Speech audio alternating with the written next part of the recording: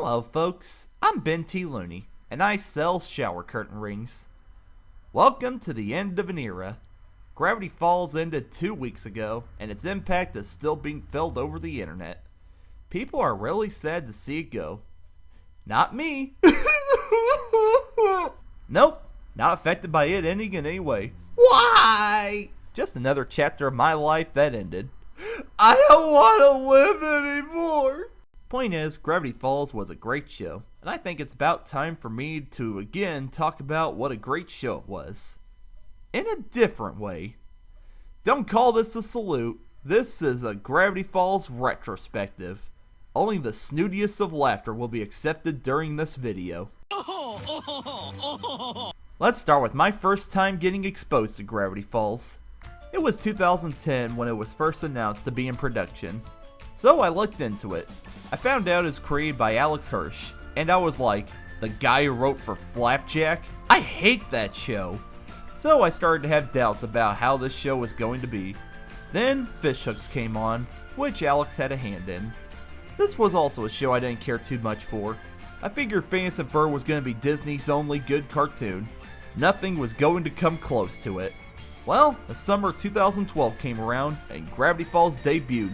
And thankfully, I was 101% wrong. Not only was Gravity Falls equal to Phineas and Ferb in every way, it was even better. Not since The Twilight Zone has the show captivated me with not only how well written it was, but how engaging the stories could be just based on a not of this reality plot. I couldn't believe a show made for kids could be this smart, this funny, nor this serious. It quickly became not only a show I loved watching, but one of my favorite shows, period. This show never stopped surprising me.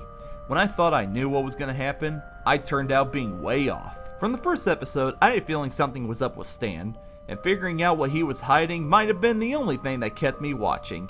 However, this show had so much going for it that I made a promise to myself never to miss a new episode. I remember rushing home from work on Friday nights when new episodes aired, heating up some Pop-Tarts, and laying down and having fun, knowing that the weekend was finally here and Gravity Falls was there to welcome me to it. One quality this show excels at is the characters. I can't think of one that I dislike. Each character had common traits about them, but throughout the run of the series, they went through drastic changes that made them even better. My favorite, of course, is Mabel. She's like the friend you had that no matter how bad your day was going, she would do something funny to make you smile. But her personality never got to the point of being annoying. From an era of cartoons where overly bubbly characters are annoying rather than funny, Mabel is written in a way where her antics are not only funny, but charming. This is the kind of character I'd hang out with. I don't know how the writers did it, but it is quite an accomplishment. While Mabel is my favorite, each character in this show has more than one thing I love about them. Even the background characters are interesting in their own way. That's rare in a cartoon. I should mention that the last time I talked about Season 1 of this show was before Season 2 aired. Allow me to give my thoughts on that now. Ah! Holy crap! Look behind you! What the hell is that? Eee! I'm scared! Hey, that's Weird Al. I'm really scared! No! Ah! Yeah, it was kind of intense. Talk about a show that took a complete 180. It went from a show about solving mysteries to freaking nightmare fuel. I mentioned this was a kid's show, right? Didn't matter how young somebody was, this show was going to throw all it had at us, which ultimately worked out in its favor. It's hard to get the audience invested in a show if they don't feel like the characters are in legit danger. Well, the writers made sure not only were these characters constantly in danger, they made it look like they might not get out alive. And that is brilliant. Another aspect I want to mention is Dipper and Mabel's relationship. How many cartoons can you name where the siblings don't get along and constantly argue with each other? Too many. Not this show. Believe it or not, there are brothers and sisters out there who actually get along. This is one of the few shows that not only showcased that, it was a main aspect of the story. Dipper and Mabel had their moments where they disagreed, but never, and I mean never, did it look like one of them didn't love the other. They both loved each other very much, and were best friends. Moments between Dipper and Mabel are my favorite of this series. Nothing warms my heart more than seeing family members coming together and showing how much they care. That's a quality that's missing from a lot of cartoons these days. Heart. Have all the funny moments you want. If you don't show that these characters care for each other, then how can you expect an audience to care for them? Speaking of characters, I think there are two other important ones that need to be addressed. First is Stanford Pines. Wait, I thought Stan's name was... Let me explain. Stanford is Stan's twin brother who got lost in another dimension, who Stan helps to get back to the regular dimension. Ford becomes the main character in the second half of Season 2. Normally, I'd call this jumping the shark, but in this case, it was another mystery solved that led to more needing to be completed. Ford added more drama to the show and allowed for more development by the other characters, but he himself was pretty interesting too. Smart, yet he makes mistakes. Fun, but also serious. Bitter about the argument he had with Stanley, but willing to forgive. He was a great addition to the series. Then there was Bill Cipher, probably one of the best villains in animation. Never have I seen a character so playful yet so menacing. He's able to manipulate others into doing what he wants, causing them to pay the price with his dastardly deals. Is he the devil?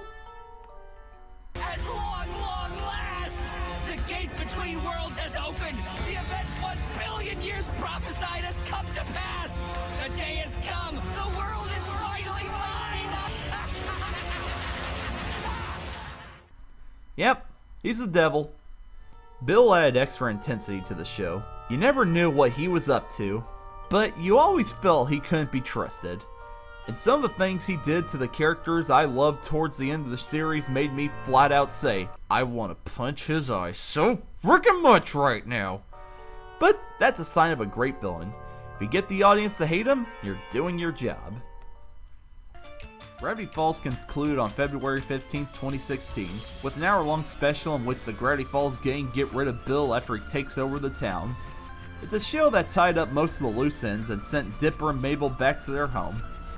The show ends on good terms with the two of them having to say bye to all their friends. Some people might be mad that Dipper nor Mabel never found a relationship. Folks, that's just the beauty of summer. When we were kids, we all had to visit some place where we met new friends. We grew attached to them, but summer eventually ends and we had to go back to our regular lives, leaving the friends we met and possibly never seeing them again. The ending of this show matches that feeling. This chapter of Dipper and Mabel's lives is over, but it'll only lead to more adventures down the road. As Mabel says, when one door closes, another one opens. Of course, there's some mysteries of the show that will never be solved. Where did Robbie and Tambri's relationship go? How did Gideon find out about the journals? Did Free Pizza Guy ever get his free pizza? These are the kind of questions that will keep me up at night for the rest of my life.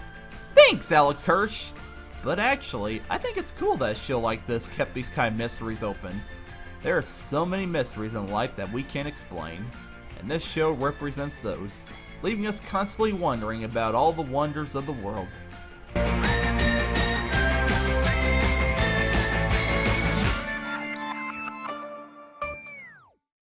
I can go on and on about this show, but I'm sure you folks would like for me to quit yapping for a minute. In that case, let me hand the video over to my good friend and fellow Gravity Falls fanatic, the Dorito Butler. Well, well, well. What on earth do I have to say about this show? As you can tell by my totally not obsessive profile picture and rather unsettling amount of videos related to Gravity Falls in itself, I can say that this show is going to be the death of me. I mean, come on! Why wouldn't I like a show that somehow managed to get past the censors of ripping out a deer's teeth, blood running from stuffed animal heads, and demonic shit that would probably be the so-called kid-friendly version of The Exorcist? If that's not your taste, that's completely understandable. However, this has definitely let my eyes remain focused on that bright screen in my living room. You shouldn't really expect much from an artist who sits down to draw gut spills every now and then. Gravity Falls is that kind of show that can escalate from Mabel's boyfriend being a bunch of gnomes to the world bloody ending in only 2 seasons, yet at the same time it has that strange charm to it that makes you unable to look away. The reason why I say this is because of the overall plotline of the show. It may hold elements of cliché storytelling, such as Dipper's massive crush on Wendy, or the typical tales of kids getting into trouble from knowing a little too much, Yet Alex Hirsch can easily sprinkle a bit of his mind into the show, and bam! You have yourself a smile-dipped sandwich. Either way, I can understand why some people wouldn't like the show, and that's completely okay. But to me, this show has this spark of adoring characters, fun plots, and even an extremely magnificent bastard of a villain that you hate for what he does, and yet you adore him so much at the same time because of how much of a dork he can be. There is not a single character in the show that I hate, I'm not even kidding. The characters are fleshed out so much that you can actually find your inner self in every single one of them. Characters that you can empathise with and relate to, which is usually the reason as to why people have gotten so emotional over the finale. You can't bear to finish this long journey of over 4 years of getting to know these little animated drawings. After all this time, and it's time for it to be over. Alex Hirsch knows what he's doing now, and we wouldn't want the show to pointlessly drag on to the point of losing its spark now, do we? SpongeBob. Overall, Gravity Falls has such an amazing quality that stands out to me from other cartoons. I honestly hope that this fandom will survive for a little bit longer. Although it has ended now, Gravity Falls will always remain in our memories. Something we can tell to the future generations and show them the fucked up shit we used to watch as kids. Thank you, Alex Hirsch, for such an amazing show, and I am honestly looking forward to your future creations. Thank you, Boo. I remember when I complained about this show taking forever for new episodes to air, but now I understand why that was. Alex Hirsch knew the show was only going to be 2 seasons, so he wanted to take his time on them and make sure they were perfect. This, I'm okay with. If a show is only going to be 40 episodes, make them the best 40 episodes to ever air on TV. I'm glad it took almost 4 years for this whole show to air. It allowed us to savor it and enjoy every second. In an era where cartoons go on to the point where they're unrecognizable from what they once were, Gravity Falls did what it set out to do, and when it was at its height, felt it was time to say goodbye. That deserves respect. Many of you may be sad to see it go, but to quote Dr. Seuss, don't cry because it's over, smile because it happened. Thank you, Alex Hirsch and crew, for making a show that made us laugh, made us cry, and gave us a new philosophy on life. If somebody ever asks about something weird you do, just say, never mind all that.